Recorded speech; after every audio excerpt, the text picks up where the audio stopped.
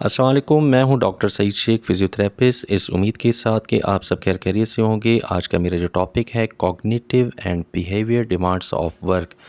Cognitive और behaviour का मतलब होता है कि सोचने समझने की सलाहियत और आपका रवैया या आपके एक्शंस ये क्या चाहते हैं कि आपका जो वर्क एनवायरनमेंट है वो किस तरीके का होना चाहिए। Cognitive demands are the mental requirements of job. These include thinking, analyzing, planning, problem solving, decision making, memory and attention. जो भी आपकी वर्क प्लेस है, ऑफ़िस है, उसमें आपके सोचने समझने की सलाहियत या आपकी जॉब्स जो है, उसमें आप किस तरीके से सोचते हैं, किस तरीके से प्लान करते हैं, प्रॉब्लम्स आपके पास जितनी आती हैं, उसको सॉल्व किस तरीके से करते हैं, ये टोटल डिपेंड करता है कि आपके अंदर कितनी विल पावर है और कितनी अच्छी सलाहियत है।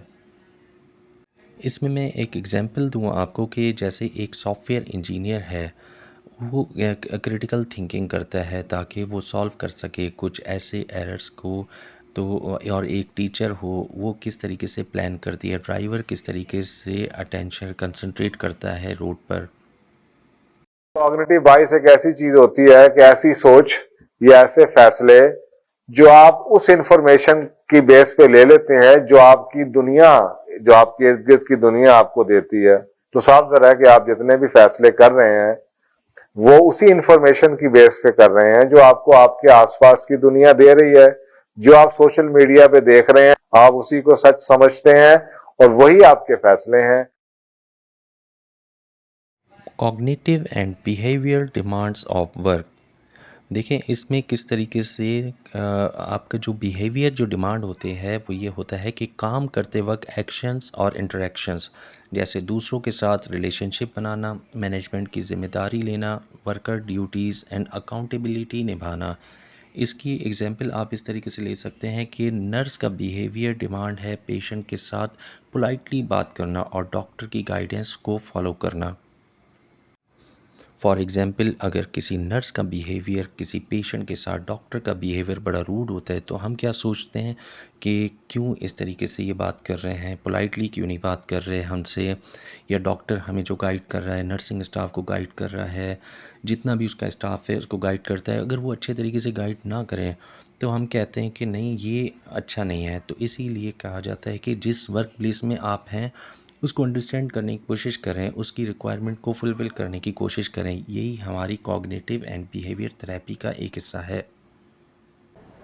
एक बहुत popular therapy cognitive behaviour therapy हम इसे बहुत सारे साइकोलॉजिस्ट अपने थेरेपी सेशंस में यूज़ करते हैं। तो आज मैं बताना चाहती हूँ कॉग्निटिव बिहेवियर थेरेपी क्या है। कॉग्निटिव बिहेवियर थेरेपी बेसिकली आपकी थॉट्स पर काम करती है ताकि वो आपके बिलीफ सिस्टम को, जो नेगेटिव बिलीफ्स हैं उनको, और आपके जो डिसफंक्शनल बिहेवियर्स हैं उनको चेंज कर सके।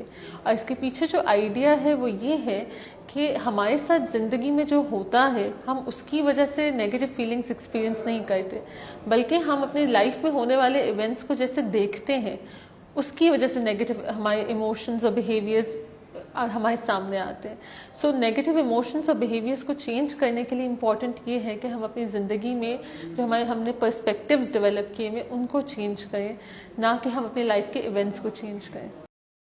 Objective of cognitive and work demands are to understand the cognitive and behavior demands of occupations. To learn main how objective this की अगर related हम to बात करें तो cognitive आप उस and काम को behavior समझने की demands are कोशिश measured, करें, to अपने discuss रवैये, अपने external एक्शन factors से that उसको एक्सप्लेन influence करने की, performance उसकी at डिमांड work, को फुलफिल करने to की कोशिश evaluate करें, cognitive and सीखना behavior कि इन demands for डिमांड्स के रिस्क designing कैसे हैं return to उनको work मेजर करें। strategies। उन एक्सटर्नल फैक्टर्स को डिस्कस करें कि काम की आपकी जितनी परफॉर्मेंस है उस पर ये कितने असरअंदाज हो सकते हैं। इसको हम दो पार्ट्स में डिवाइड कर सकते हैं, जैसा कि cognitive demands and behaviour demands. Cognitive demands वो काम जो दिमाग से रिलेटेड हैं, जैसे इंफॉर्मेशन प्रोसेस करना, सीखना, प्लानिंग करना। और बिहेवियर डिमांड वो एक्शंस और इंटरेक्शन जो काम के लिए चाहिए होते हैं, जैसे दूसरों के साथ कम्युनिकेट करना, ज़िम्मेदारी निभाना। जैसे फॉर एग्ज़ाम्पल आप मेरी एग्ज़ाम्पल लें, मैं एक सीनियर लेक्चरर हूँ, तो मेरा क्या काम होगा, कॉग्निटिव डिमांड मेरा क्या है कि मैं एक लेसन प्लान कर रहा हूँ कि मुझे अपने स्टूडेंट्स को ये लेसन पढ़ाना है और मेरी बिहेवियर डिमांड्स क्या होंगी, स्टूडेंट्स को मैनेज करना, उनसे बात करना, उनसे कम्युनिकेट करना, उनकी प्रॉब्लम्स को सॉल्व करना। Workplace factors. Workplace environment means timing, condition, resources affects how work is performed. It is often difficult to separate cognitive and behavior demands from human capacity to do them. Workplace environment जैसे timing environment tools decide करता है कि काम कैसा होना चाहिए आपका। देखा गया है कि कॉग्निटिव और बिहेवियर डिमांड्स दोनों को एक ही कैपेसिटी पर रख कर और उस पर डिपेंड करना ये बहुत ही मुश्किल है कि दोनों को ये पूरी तरीके से फुलफ़िल किया जाए। इसीलिए दोनों में से किसी एक चीज़ को अलग अलग करके देखा जाता है कि कॉग्निटिव डिमांड्स आप कितनी पूरी कर पा रहे हैं और बिहेवियर डिमांड कितनी पूरी कर पा रहे हैं। फॉर एग्ज़ाम्पल, एक कॉल सेंटर एम्प्लॉय के लिए नॉइसी इन्वायरमेंट में कंसंट्रेट करना कॉग्निटिव और कस्टमर से पोलाइटली बात करना ये बिहेवियर दोनों एक साथ ज़रूरी होना चाहिए। इसीलिए जो भी कॉल सेंटर पर बात करते हैं उनकी जब परफॉर्मेंस लास्ट में देखी जाती है, उनकी कंसंट्रेशन और बिहेवियर दोनों ही देखे जाते हैं और फिर कस्टमर से उनका ओवर लिया जाता है। उनके जो है वो बिहेवियर के बारे में पूछा जाता है कि इनका बिहेवियर आपके साथ कैसा था और साल के आखिर में उनको एक परफॉर्मेंस अवार्ड दिया जाता है। उनकी कॉग्निटिव एंड बिहेवियर दोनों एक साथ जो उन्होंने परफॉर्म किया होता है उस बेसिस पर उनको कुछ प्राइसेस कुछ शील्ड्स मिलती हैं। Workplace factor. Your job is not your life. It is just a job. Listen to me explain. Number 1. Your company is not your family.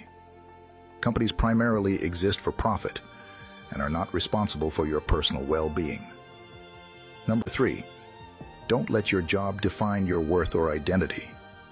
You are more than your career title or position. Number 3. Your colleagues are not your friends. Remember that people have their own interests and motivations. Number 4. If something unfortunate happens to you, your company can easily replace you. Number 5. Don't buy into corporate propaganda designed to manipulate and tie you to a job. Number 6. Go to work, do your job, get paid, and then leave. Number 7. Keep in mind that there is more to life than just your career.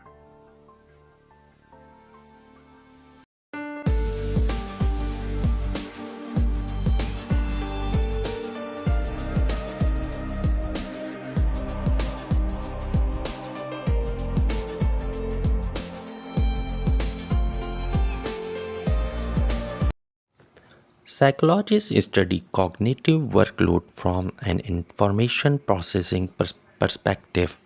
Organizational psychology focus on positive psychology, strengths, optimal functioning. Occupational health researchers study impact of cognitive and behavior demands on workers' mental health.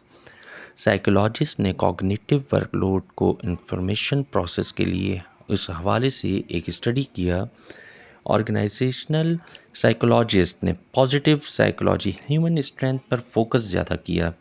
Occupational health researchers ने देखा कि cognitive और behaviour demands worker की mental health और performance पर कैसे असरअंदाज होती है या क्या असर डालती है।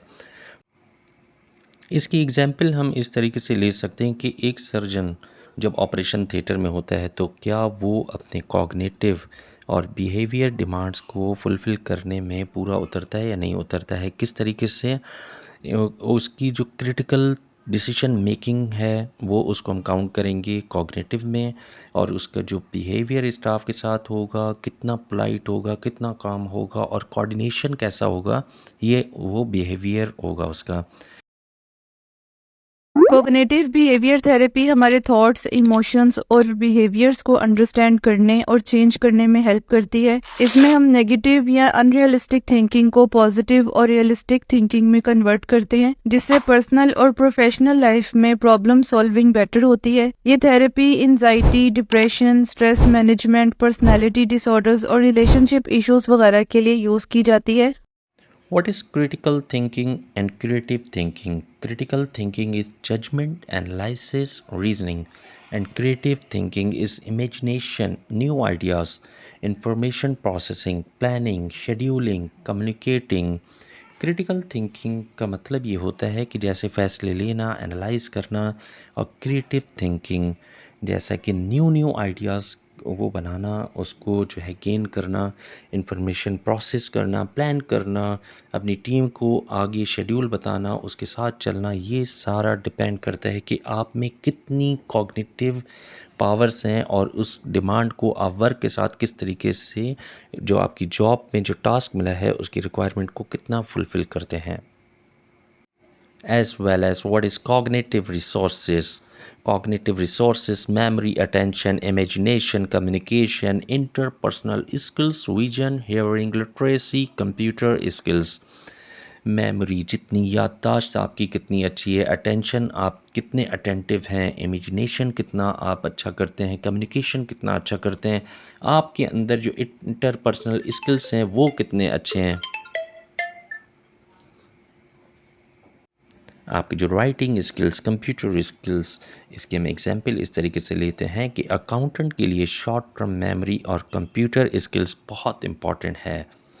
इसके बाद आता है behaviour demands, refer to actions, interactions, worker performance, social relationships, management, responsibilities, worker duties, competencies, accountability, काम करते वक्त एक्शंस और इंटरेक्शन जैसे दूसरों के साथ रिलेशनशिप बनाना, मैनेजमेंट की जिम्मेदारी लेना, वर्कर ड्यूटीज़, अकाउंटेबिलिटी को निभाना, ये बहुत इम्पॉर्टेंट है।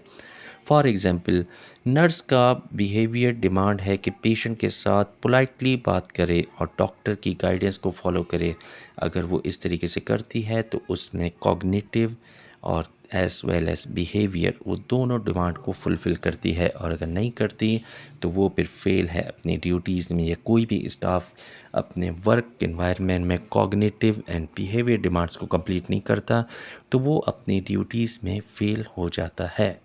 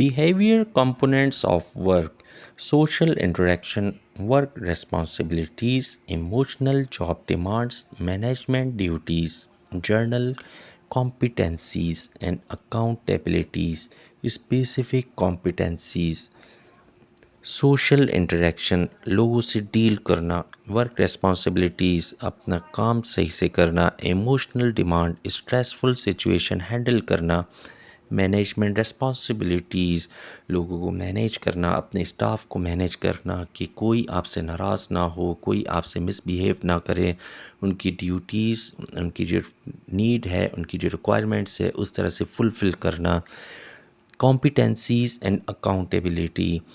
फॉर एग्ज़ाम्पल, एचआर मैनेजर को सोशल इंटरेक्शन और इमोशनल कंट्रोल दोनों चाहिए होते हैं जब वो एम्प्लॉइज़ की प्रॉब्लम सॉल्व करता है। अगर आप में जो है तबीयत में ठहराव नहीं होगा, अगर एचआर मैनेजर की तबीयत में ठहराव नहीं होगा तो वो प्रॉब्लम सही तरह से एम्प्लॉइज़ की प्रॉब्लम को सॉल्व नहीं कर सकेगा। Measuring cognitive behavior demands, document review, observation, worker interview, supervisor interview, rating system, document देखकर एनालाइज करना, काम के दौरान ऑब्जर्वेशन, वर्क से इंटरव्यू, वर्कर से इंटरव्यू, सुपरवाइज़र से इंटरव्यू, रेटिंग सिस्टम से मेजर करना। फॉर एग्ज़ाम्पल, अगर एक कंपनी जहां चाहती है कि कैशियर काम में कितना स्ट्रेस फील करता है तो वो ऑब्जर्वेशन प्लस वर्क इंटरव्यू दोनों कर सकती है।